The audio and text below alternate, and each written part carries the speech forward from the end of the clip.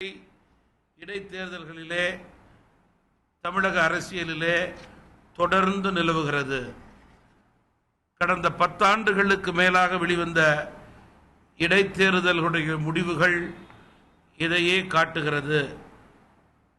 இந்த 3 தேர்தல் முடிவுகள் இப்பொழுது இருக்கும் சூழலுக்கு ஏற்றவாறு பார்க்கும்போது ஆளுங்கட்சிக்கு சாதகமாகவே தெரிகிறது. பொதுவாக வாக்காளர்களை பொறுத்தவரையில் எது சரி தவறு,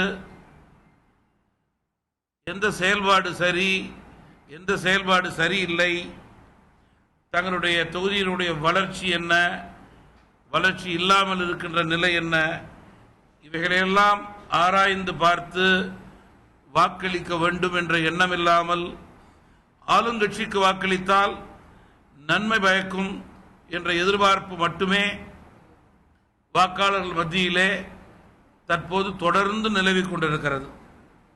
மேலும் ஆட்சியாளருடைய ஆட்சி பலம், பணபலம், ஆட்பலம் இது தேர்தலுடைய வெற்றியை உறுதி செய்து கொள்கிறது. இதனை தமிழ் மாநில காங்கிரஸ் கட்சி தேர்தலுக்கு முன்பே மிக தெளிவாக தேர்தல் அறிக்கையிலே சுட்டிக்காட்டியதை நான் நினைவு கூற விரும்புகிறேன். தேர்தலுக்கு பிறகு உண்மை நிலையாக இது வெளிவந்திருக்கிறது. எனவே இடைத்தேர்தலை பொறுத்தவரையிலே தமிழகத்திலே ஒரு சம்பிரதாயமாகவே நடைபெற்றுக் கொண்டிருக்கிறது. தொடர்ந்து பல ஆண்டுகளாக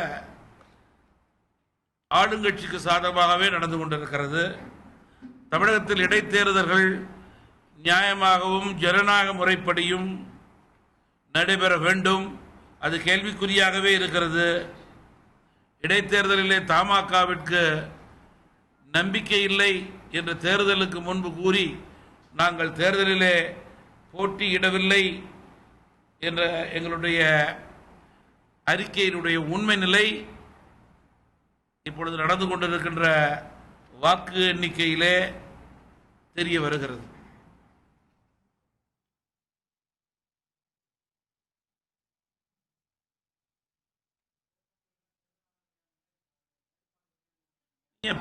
பொதுவா